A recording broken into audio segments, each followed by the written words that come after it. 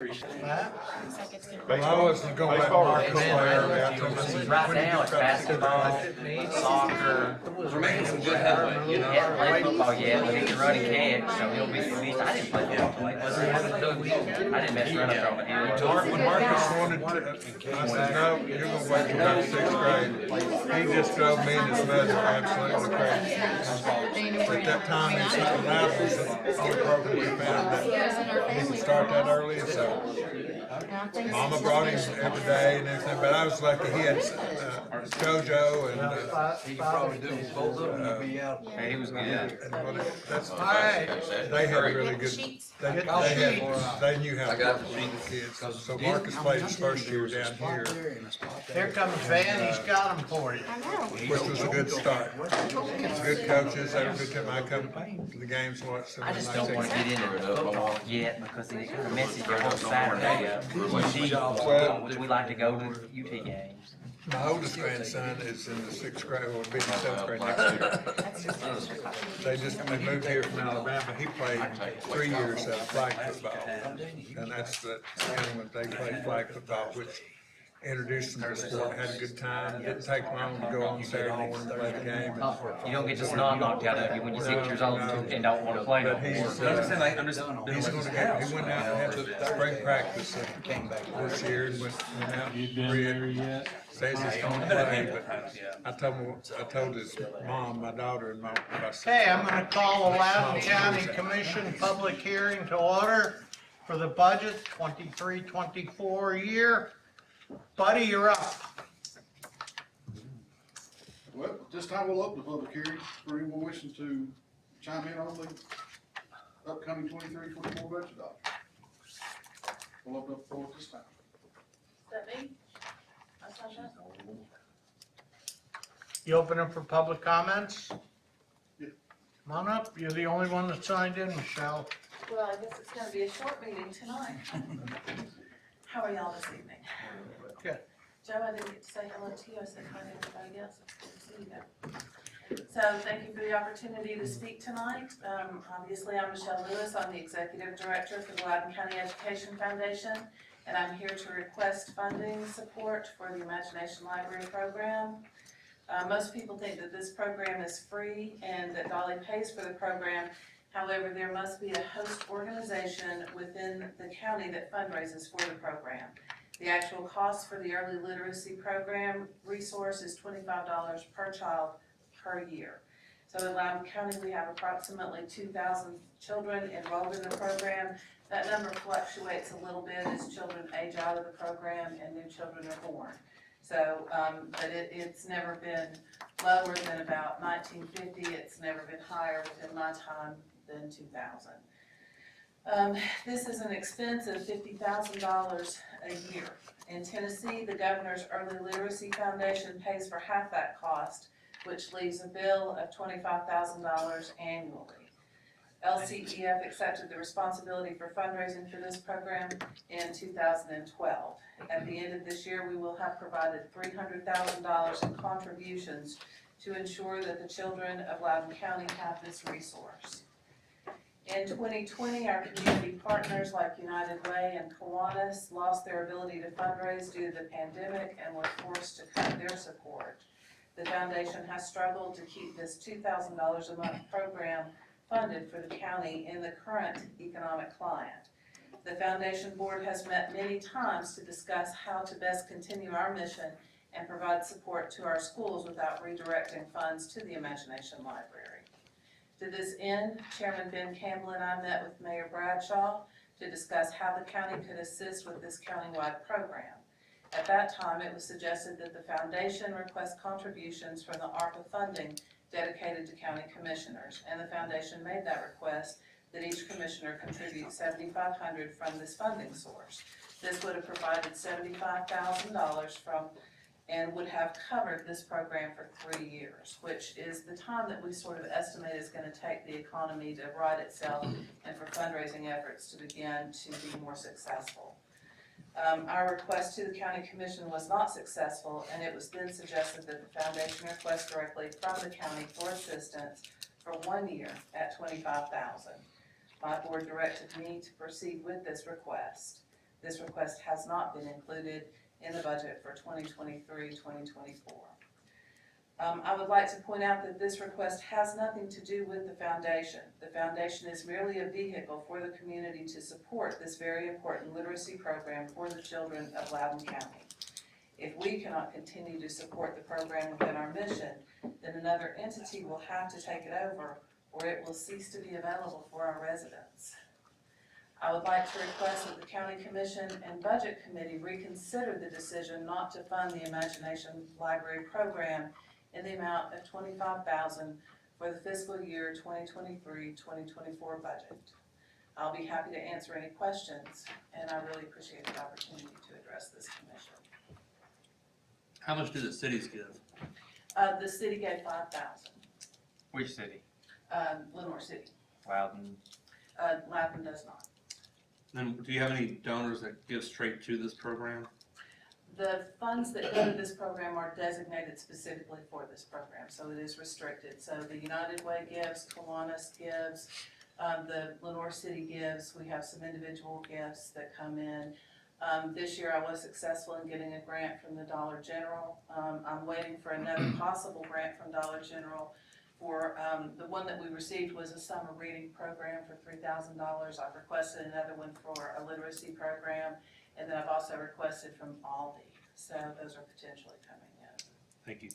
Right now we have roughly 4 months funded towards the end of the year, so we're still shy about 2 months right now. But what I'm requesting would provide enough of a balance in that account that we wouldn't be going month to month on fundraising for that. But we will, of course, continue our fundraising efforts for it. Thank you. What schools are involved, Michelle? All of them? Well, this program is actually a 0 to 5. So this is an early literacy program, but children who have had the benefit of this resource do a minimum of about 10% better once they begin school. The schools themselves are very supportive of the program because obviously it does prepare children for preschool and kindergarten programs. But the schools themselves do not participate in the Imagination Library program. So it's all on your organization? Yes, it is. And as I said, the funds that we raise, to go to the schools, if I'm fundraising just specifically for Imagination Library and we start to run short, then we're looking at potentially redirecting funds that we're raising for classroom grants, classroom supplies, scholarships, and the other things that we fundraise for. In most communities, you'll find that an Imagination Library program is a standalone and run specifically by volunteers that are fundraising for it, or it's part of the public library system in many counties, which means that their counties are supporting the program. So it is unusual that you find that this program is lumped in with another organization that's fundraising for multiple things.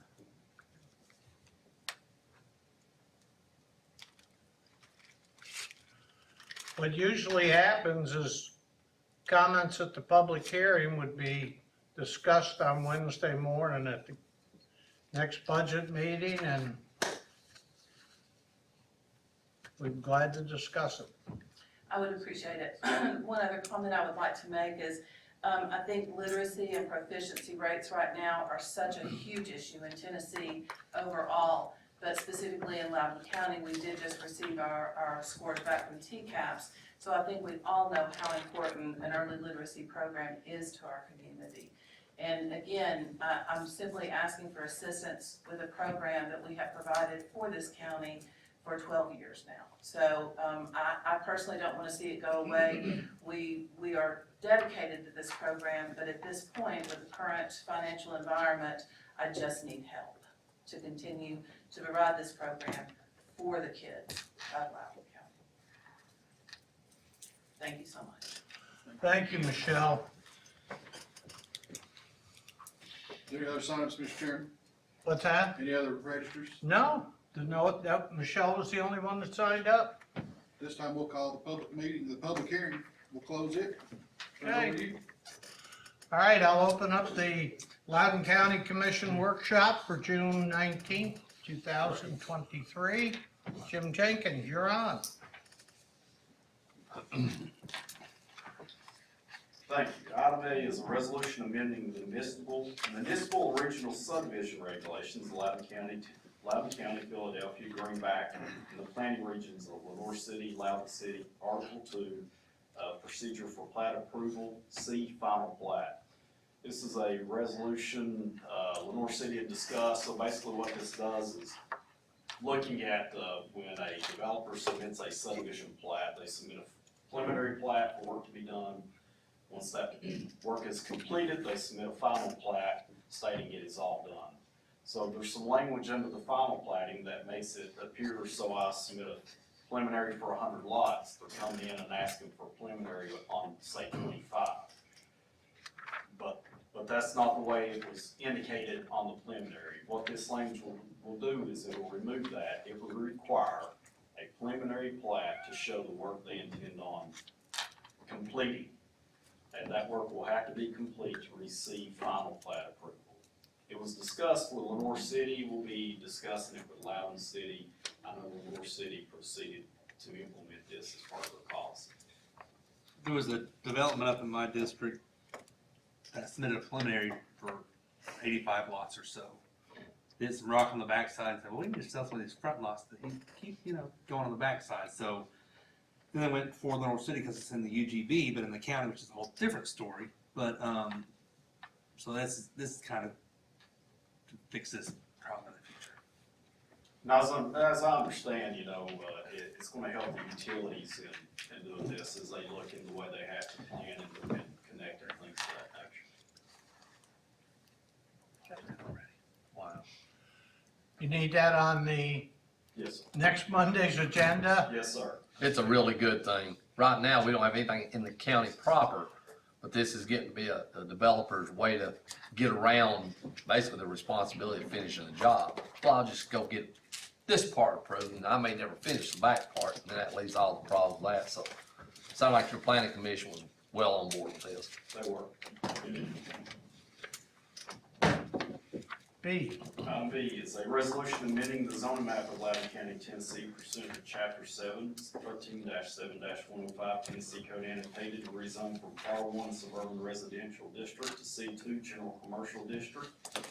Loudon County Tax Map 33K, Parcel 1, 1.012, 3, 4, 5, and 6, located at Lee Highway, Loudon County, Tennessee, situated in the first legislative district. This was heard by Loudon City and Loudon County Planning Commissions, both made recommendations for approval. Is that unanimous? Yes, sir. It was on our board. Where's this one at? Top of the hill on Top of Highway the hill on the right. Gerald Oh, up Cole. here, got you, yeah. what is it they're gonna build there? They were discussing storage. facilities. Just what we need more of. It's cool. Right on a nice, beautiful highway, just storage units. Just like in Lenore City across from Weigels. Why not put storage units right on the main highway? Whatever.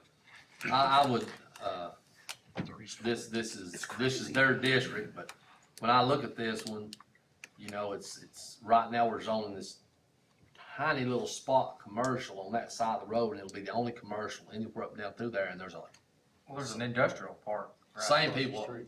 Across the street. the other road, across the road, there's storage across the road. I'm not opposed, I'm just saying, once this side over here goes commercial, there won't be much change. I think the same guy owns that whole little platted area right there. I mean, it's yours, that's totally your call. And I've been here 30 years and nobody's ever touched it, It's touched now, so there's movement. movement. June 26th? Yes, sir. I think we're all gonna oppose this next one. I hope you do. Item C, a resolution amending the zoning map of Loudon County, Tennessee pursuant to Chapter 7, 13-7-105 Tennessee Code annotated to rezone from M1 General Industrial District to R1 Suburban Residential District. Loudon County Tax Map 026, Parcel 86, located at 6,000 River Road, Loudon County, Tennessee, situated in the, should be, I think, the 5th legislative district. Is it in the 2nd? Apologize. What? I think it's in the 5th. That's mine. No, it's not. I believe we made. The a one down on second. Riverview? Is it yours? Yes, Okay, thank you. sorry. Yeah. That's why I'm gonna oppose this crazy stuff going on in my district. I thought it was in the, We just annexed it, we UGB'd that baby over here. I You know beat it right out of where he there. got It's it. definitely the field. Okay, Oh, yeah. I'll assure you it's the fifth. I thought it was. all right. Well. this was heard by Lenore City and Loudon. Let me think about Loudon this had one. 8-0 vote for recommendation. Next Monday, Please. it'll be there. Item D, a resolution amending the zone map, Loudon County, Tennessee pursuant to chapter 7, 13-7-105 Tennessee Code annotated to rezone from A2 rural residential district to C2 general commercial district, Loudon County tax map 027, parcel 111.00. I can't hear you from Chase or Bill down there talking, they're disrupting me. Calm down. 8670 Highway 321 South, Loudon County, Tennessee, situated in 3rd Legislative District. Who owns that property? Schuler. I couldn't tell you the current owner. I know Schuler. that Schuler is looking at He bought it.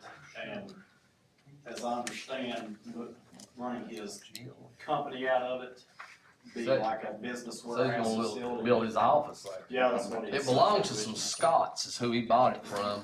Now, is that right just past JB's, coming to the bridge on the left, Yes. before you get to the? Across Yes. the bridge before you get to the church that sits up on the hill, it's on the right. Y'all are going different directions. If you're coming from Lenore City, as soon as you come off the Channel Bridge on the right. Okay. Yeah. Did the application say what the purpose was? That's what he stated, if I'm not mistaken, in discussion. And he stated. He said that all night too. On the application? I would hate to say and not know. I'd I'm be- confident that was what was on the application. Okay.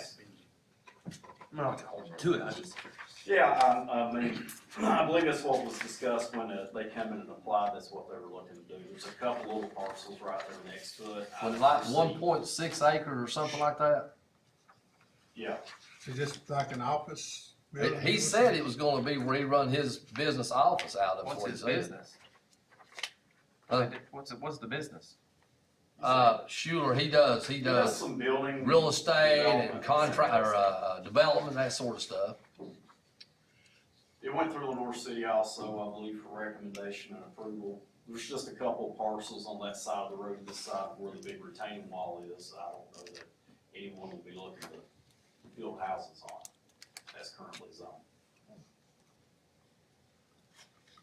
That's all you, Bill. I have an item.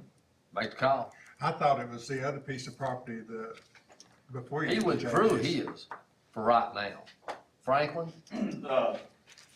That was withdrawal, that will be heard at the next workshop, they're coming back, they've amended their application. Okay. Because he originally was gonna take the PUD off, go to all residential.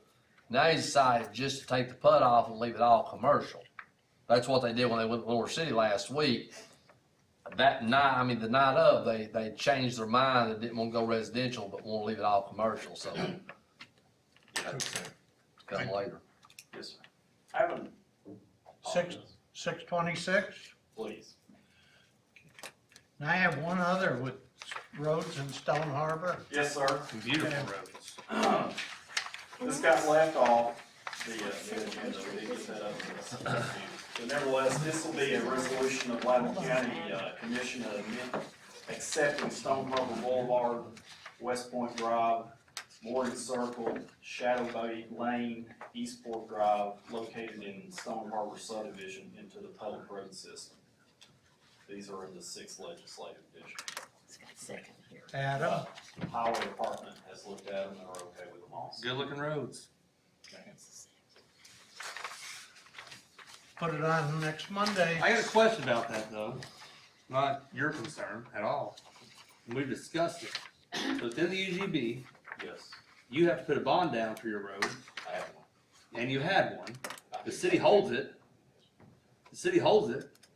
Let's say, God forbid, the next person walks away. The city has the bond. We're stuck fixing the roads. So who needs to hold those bonds when a road is bonded or whatever inside the UGB in the county? We don't even do bonds no more, right? We say you gotta finish your We road. don't, we complete them, so when we think through the process, of course, they didn't hear this acceptance, they hear the, preliminary and final plats. We're holding bonds until the work is complete. We're doing all their building permits, of course, we deal with whatever complaints we get in runoff. I'm just trying to think.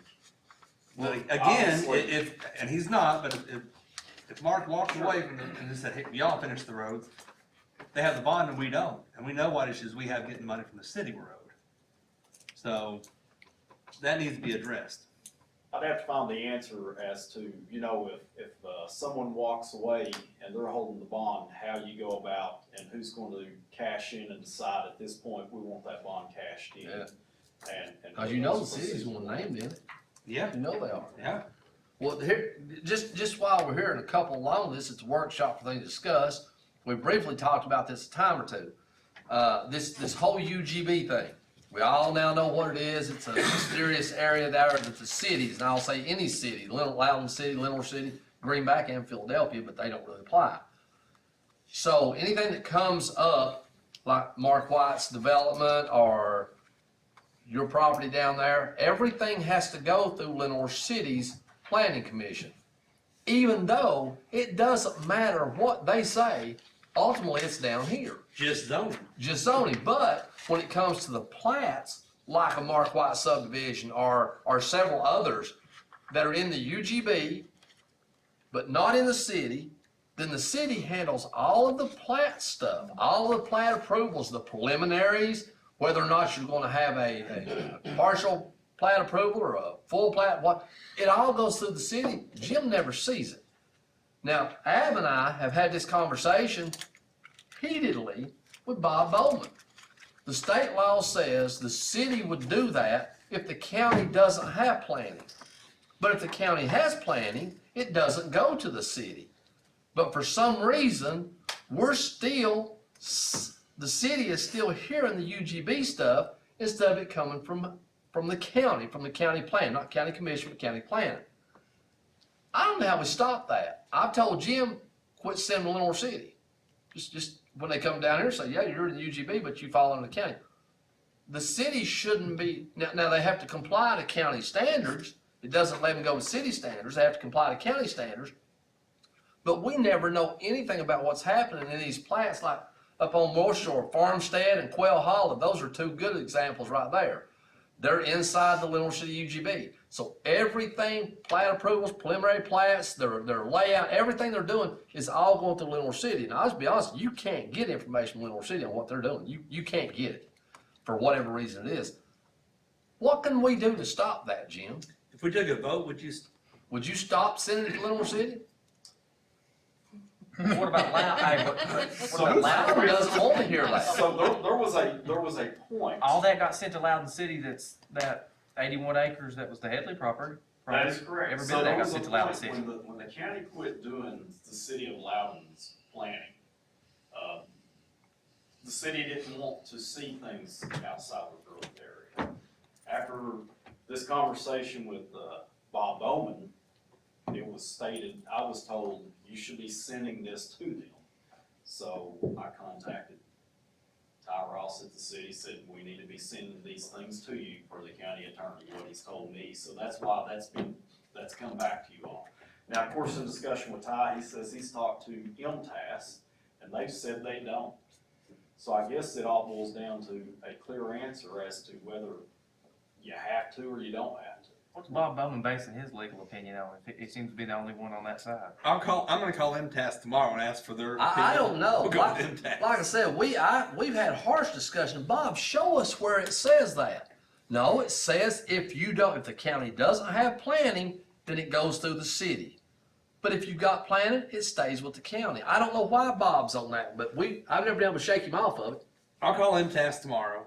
And you said that we issued the permits, building permits for Stone Harbor? Yeah, absolutely. Who's, So all the who's, city who's does issuing the is- permits for Farmstead? It'll be us. All the But I city thought two have does, been approved for Farmstead already. we have approved 2 building permits through our office, I believe. Okay. This past week. So the Lenore City or any planning, they should be reviewing subdivision plats and site plans. So the things that the planning office usually does here, they do it if it's in their growth boundary. Everything else we control, you know, they just review it. And that makes then no it's in our sense hands whatsoever. For development. We're issuing the building permits, but Lenore City's reviewing and approving plats and preliminary plats and that sort of stuff. Makes no sense. Let's get that fixed. Let's just get that I'll fixed. call MTS tomorrow. Cause Loudon, again, I think I heard y'all saying, Loudon doesn't want to hear the UGB stuff, just what's in the city, right? That's the way it was worked for a while, yes, sir. They were very interested in that last piece of property that got added. Well, it's cause you're down creating problems. Probably. Thank you, Jim. Yes, sir. Y'all have a good one. The road's on 26? Please. Okay. I'll be here Monday, but I'll have someone here to represent. Thanks, Jim. Have a great Thank you, vacation, Jim. buddy. You won't be here. He's going on Oh, He's vacation. going on vacation? Took a day out. See you, man. Thanks, Jim. He deserves it. Mayor Bradshaw. Thank you, Mr. Chairman. I'm meeting with Bob tomorrow. If it's all right, commission, I'd be perfectly content. Let's table this, with budget coming up too. Let's table this till the July workshop, but over in August.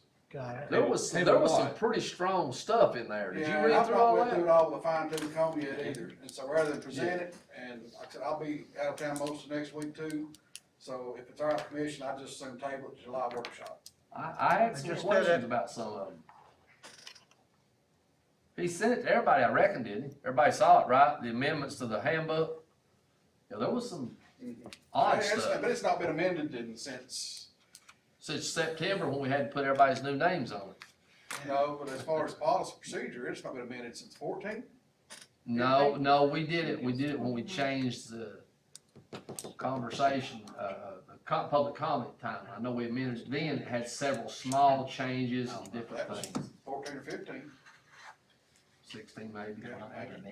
So if y'all are good with it, I'm fine with it. Yeah. I'll put it down for the 17th. Put a note on that, Tammy, and when we do the agenda for the July workshop. Thank you. Commissioner Shaver. All right, this is an ongoing conversation I've had before with you all, and I'm back again with a little more information. And the complaint we hear about all the development and the growth is the roads. The roads can't handle it, roads can't handle it. So I went through our subdivision regulations, I've read through other areas' regulations. And what I'm looking at, Adam, keep me on the straight and narrow here, what I'm looking at is saying developments of 5 lots or more would only be allowed on roadways of 24 feet width or 22 feet between the fog lines. Developments of 5 lots or less would be allowed on 18-foot roadways. And they don't always have fog lines, so I didn't jump in on the fog line part. So this is just a little bit more to think about. I'm not ready to have a vote on anything. I just want to be studying this, think about this in your all's districts where you see those of us that have a lot of rural area. That's our problem, is these big developments going out here and trying to land on these little bitty substandard. Old Billy Pickett told me not to use the word substandard. These smaller than should be roads. Yeah. So when you actually get out and put a tape measure on your road, you'd be surprised. 24 feet, 22 between the white lines in my area is going to be essentially Highway 11, Highway 70, certainly 321. Martell Road, what do we ever say on Martell Road? You remember what we, I don't know if we ever made it. But anyhow, that's kind of what we're looking at to prevent overdevelopment in areas that can't handle it. Now, part of the question I haven't quite worked out yet, if you just say a development of 5 lots or less, well, what size is that lot? Are they half-acre lots? Or what if they're 5-acre lots? What if you had a development of 5-acre lots? So I still need to do a little more research and read about how to work that part out of it. Well, I think if you have a larger development with 2.5 acre, 5 acre lots, then those standards would probably go away because it fosters. I think you're trying to work on the traffic flow. How much traffic are we creating? That's what we're going for. So 5 half-acre lots, we're going to create X amount of traffic. 6 5-acre lots would generate a certain amount of traffic. So I've not quite got that part worked out, but just be thinking through this part of it and how it affects, the city people. Well, y'all have got some rural areas, but not nearly like what some of the rest of us have. 24 foot in that city standards? The what? 24 foot in that city standards? I don't know what the city is. Trying to be like little city van? It is, it's 24. 24. Because Well, now, There's- hang on. You can't tell me they're building those apartments back there on Hickman Street on a 12-foot road and Livermore City has any standards. No. That's a fair point. I'm saying county standards are 24. 24. Because like this, Yes, this yes, property, county. yeah, the property down there on the Davis farm, Mhm. there are still 124 acres on the market, but those can't be developed into a subdivision just because of the Riverview Road coming back out. I mean, so that kind of solved that problem and. I that think particular actually, location. Rosemary, if I'm not mistaken, I wish Jim was still sitting here. I believe anything over, any developed over 5 acres right now can be built on an 18-foot road. Yeah, I think that's 18, correct. That's true. Yes. It's 18 foot. Yeah. So that's what I'm looking at, is increasing the above 5, or whatever that magic number is, up to a 24-foot road. 18-foot roads are very small. In District 3 where I live, in fact, I just got a message from Mr. Walters again over at Hackney Oh, Chapel gee Vineyard whiz. Road. Yeah, And of course, most of the road out Meadow Road west and going across the big hill. And said those are just, oh, yeah. they were built in 1920 and probably, I mean, but I can see where Mr. Walters is coming there at Hackney and Vineyard, that, like I said, that road actually gets more narrow the closer you get to the little church up there. Right. And I don't know, I guess they put probably 10, 12 or more right there on And the see, road. part of my problem there, let me tell you what I have a problem there, Bill. Those were individual lots. Mhm. They weren't a platted development. So even what I'm throwing out here It's doesn't not gonna help address that. No. So I'm still trying to figure out how we address this traffic issue on roads that just absolutely can't handle it. In Farragut and some other cities, if you're gonna do something, you have to upgrade the road in front of your development. Over there at Hackney, it should have went back to the property owner.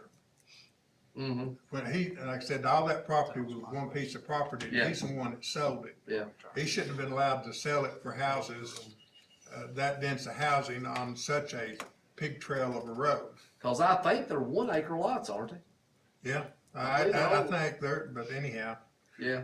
the But intent. that's that- part of what I'm trying to figure out. How do we address that kind of a problem? Now, our new zoning regs will help a lot, but even our zoning regs, if you're A1 5 acres, 2.5. is what- 2.5, going for 5 acres. Yeah. So that would help, that would probably do as much as anything to stop that. You'd have one house per 5 acres. If it's A1, if they wanna come in and try to have it rezoned, they'd have to come to county commission and have it rezoned to either A2 or A3, which would be 2.5 or 1 acres, which then gets you 10 houses on 5 acres right here would be the problem. So that would give better control on that kind of development in the rural areas. So anyhow, no action needed. I just wanted to throw it out and kind of keep everybody thinking about this, cause that's what people are looking for, control on this growth. Gary, you got a lot of country down in your area. Sure. A lot of narrow roads. Mm-hmm. That's all, Mr. Chairman. Okay. Aaron, you're up. All right. So during the budget meeting, these are the things that were recommended. The ARPA resolutions, 100,000 to Our Place Adult Daycare Center, 25,000 to Timeless Teleco Foundation from District 7, which was also on the last agenda. This is just the second approval. We have to have 2 readings on all those, is that correct? Yes. And published. Yes, and published. There was a request from the sheriff's department to buy a vehicle out of the drug fund instead of having it in next year's request, moving it to this year. That was recommended. And then the following grants were recommended: a VCIF collaborative grant for $1.6 million, no matching funds, a TLETA cost sharing grant with no matching funds, and a TCAT grant at the Senior Citizen Center for $8,000 with no matching funds. There was also a consideration and a recommendation to increase some salaries in the health department based on, the state did, I don't even know how to explain it. The state did a type of evaluation of some of the health department employees and found that some of those positions needed to be raised up. However, this is fully funded through the DGA grant that was recommended. And then we have budget amendments. In 101, the significant thing was, I'm trying to think of what was even significant. There's a lot of line item adjustments just to shore up the budget for the end of the year. There was an added amendment to pay for the career center where Efra has moved out and we're no longer collecting that rent.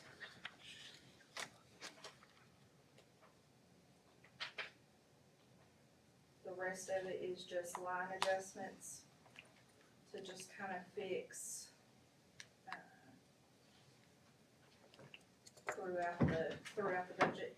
The same thing in Fund 115, it's line item adjustments. 116 was line item adjustments. Fund 122 included the drug vehicle that's gonna move to the current year instead of being in next year. Fund 131, which is the highway department, is line item adjustments. General purpose school, Fund 141 is line item adjustments. Fund 156, which is the rural school debt, there was an adjustment to add a payment for the capital outlay note that was issued this year for the land on Simpson Road. And so there will be one payment out of this year. There was an amendment for that. There was an amendment to allow the land to be budgeted in the current year. And then in general capital projects, Fund 171, the sheriff's department is buying 2 vehicles out of a sub-fund that has been set aside for their department to buy vehicles. Also in 171, we did the,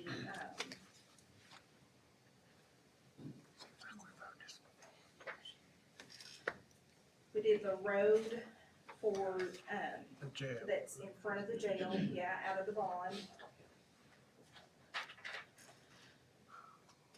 And then also the capital outlay note for the land for the school was set up because the funds actually have to flow through the county and then be contributed to the school system.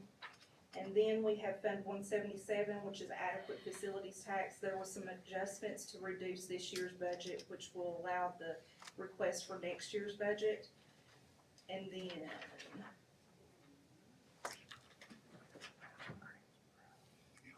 and that's where the land is for the school. So that's pretty much all of the adjustments. Do we need to do that bond? We still don't know. I mean, I can mention it, but I didn't mention it during budget meeting. So essentially, it's the statutory bond for the director of schools. I don't know if we have to put it in minutes. I'm just trying to make sure. Not hiding anything, I'm just saying. Gary, I'm sorry. keep an eye out here. He wasn't even listening. We just found out about a bond, we didn't know nothing about it. No, that's Everybody's right. fault, y'all don't pay attention. It's the same bond that they pay It's for just a every yearly year. thing that's It's just a recurring. renewal. That has to get This is recorded. inside baseball, Gary understands. Listen, just a few minutes ago, you weren't listening, you were speaking with Mr. Walsh. I heard everything you said. I heard it Hard to all. listen when You you're heard talking. Wait till you hear what he tells you he's fixing to tell Oh, great. Hey, Van, Yeah. it's hard to listen when you're talking. you. Do I? It's hard to listen when you're talking. I have 2 ears, 1 mouth, I can listen. Aaron, does it have to go on for next Monday or we're fine? Well, here's the way I look at it, is it gets included in their budget, and it's a reoccurring expense, and their budget is approved through amendments or through the original budget. So to me, unless it's something that steps outside of, like this year, we had Tracy's and my bond. Well, that's 2 bonds in the same year. But this one at the schools, it's 1 bond, it's something we have to do, it's, we're doing it, that's what it is. So, I wouldn't put it on then. okay, sounds good to me. Then I am finished, Mr. Chairman. Okay, thank you. Thank you, Aaron. Any further? Anything else? Say we're done. I'll say we're adjourned.